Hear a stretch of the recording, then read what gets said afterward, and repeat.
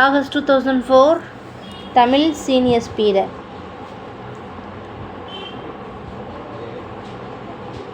Start.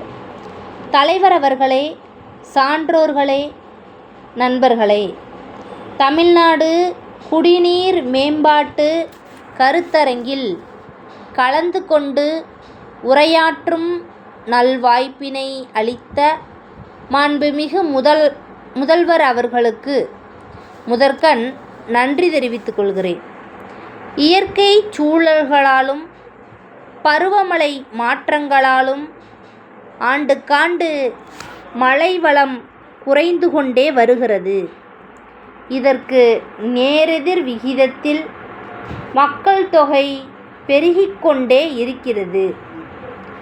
அத்தனை மக்களுக்கும் சுத்தமான, பாதுகாக்கப்பட்ட குடிநீர் வழங்க வேண்டியது அரசின் அத்தியாவசிய கடமைகளில் ஒன்றாக இருக்கிறது என்பதை நீங்கள் நன்கறிவீர்கள். வானம் பொய்த்ததால் குடிநீர் ஏரிகள் பெரும்பாலும் வறண்ட நிலையிலே உள்ளன. அதனால் நாம் நிலத்தடி நீரை பயன்படுத்த வேண்டியிருக்கிறது.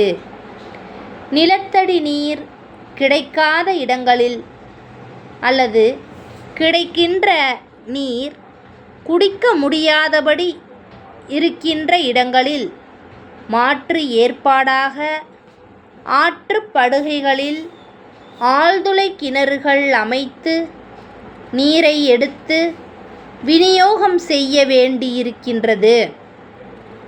சமீப காலங்களில் ஆற்றங்கரை ஓரங்களில் பல்வேறு வகையான தொழிற்சாலைகள் அமைக்கப்பட்டு அவற்றிலிருந்து வெளியேறும் கழிவு நீரால் ஆற்றுப்படுகை நீரும் பயன்படுத்த முடியாத நிலையை எட்டி வருகிறது என்பதை நீங்கள் சிந்தனைக்கு கொண்டு வர விரும்புகிறேன். வீடுகளிலிருந்து வெளிவரும் கழிவு நீர் ஆங்காங்கே தேங்கி நின்று நிலத்தில் ஊறி நிலத்தடி நீர் பாழாவதை தடுக்கும் பொருட்டு கழிவுநீர் கால்வாய்கள் அமைக்கப்படுகின்றன.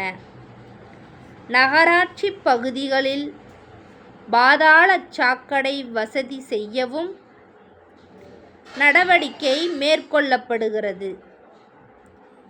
இப்பணிகளுக்கு ஏற்படும் செலவில் 70 விழுக்காடு தொகையை மத்திய அரசு ஏற்றுக்கொள்கிறது.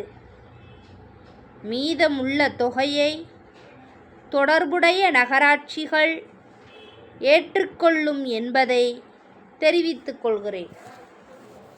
மேலும் ஆற்று நீரோடு கழிவுநீர் கலப்பதால் ஏற்படுகின்ற பாதிப்புகள் பற்றியும் அவற்றை தடுப்பது பற்றியும் ஆய்வறிக்கை அளிப்பதற்காக அமைக்கப்பட்ட குழு தன்னுடைய அறிக்கையினை அரசுக்கு அளித்துள்ளது.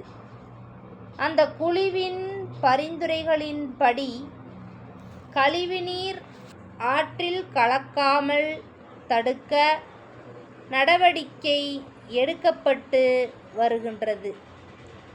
ஆற்றங்கரை ஓரங்களில் புதிய தொழிற்சாலைகள் தொடங்கப்படுவதற்கு தடை விதித்துள்ளோம்.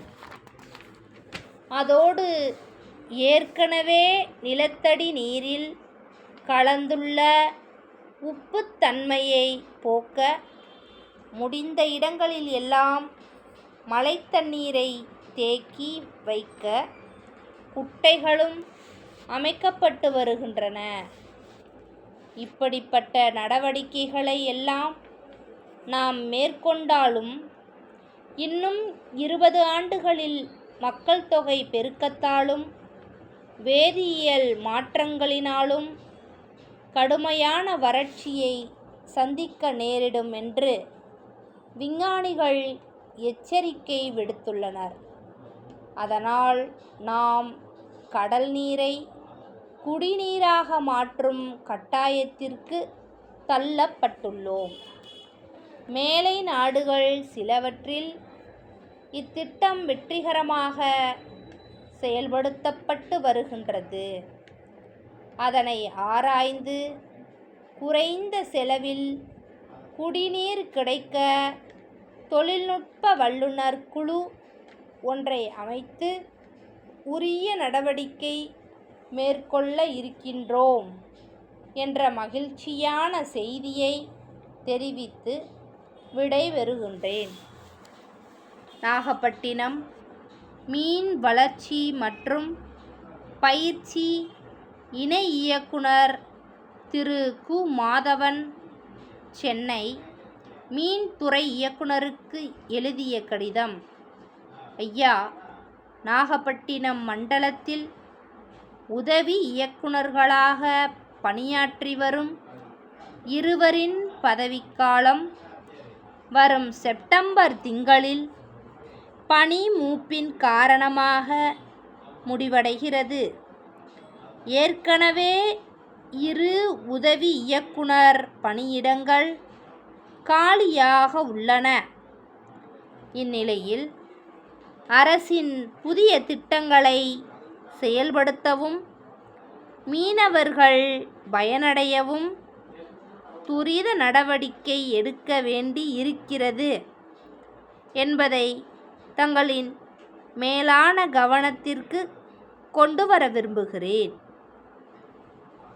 அரசின் புதிய திட்டங்களை செயல்படுத்தும் போது அவ்வப்போது குறுக்கிடுகிற நடைமுறை சிக்கல்களை தீர்த்து வைக்க அனுபவமிக்க அலுவலர்களின் வழிகாட்டுதல்கள் பேருதவியாக அமையும்.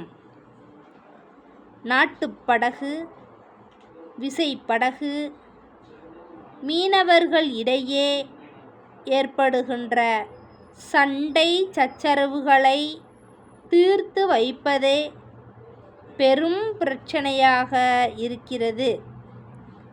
மேலும் இறால், நண்டு போன்றவற்றின் ஏற்றுமதிக்கு புதிய வசதி வாய்ப்புகள் உருவாகி இருக்கின்றன.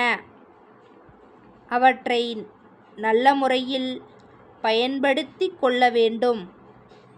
ஆகவே காலியிடங்களை நிரப்ப நடவடிக்கை எடுக்க வேண்டுகிறேன். தங்கள் நம்பிக்கையுள்ள ஸ்டாப்.